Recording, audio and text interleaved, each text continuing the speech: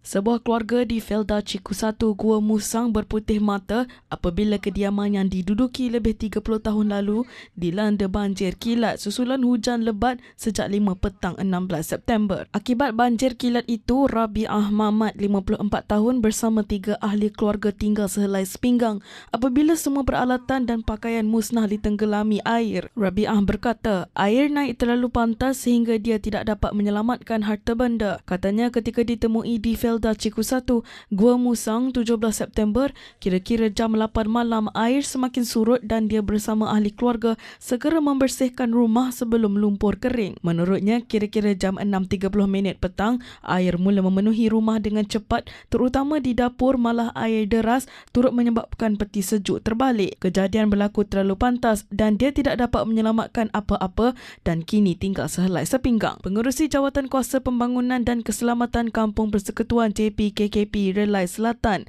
Nur Fazliti Aryani Mat Rosli berkata, sebanyak 174 rumah di Felda Ciku 1 dan Felda Ciku 2 terjejas. Terdapat sebahagian penduduk sudah pulang untuk melihat rumah selepas air surut kira-kira 8.30 malam 16 September dan terpaksa tidur di Pusat Pemindahan Sementara PPS di Dewan Semai Bakti Felda Ciku 2. Media pada 16 September melaporkan lebih 50 rumah di Felda Ciku 1 dan Ciku 2 di Gua Musang terjejas banjir akibat hujan lebat bermula 5 petang 16 September.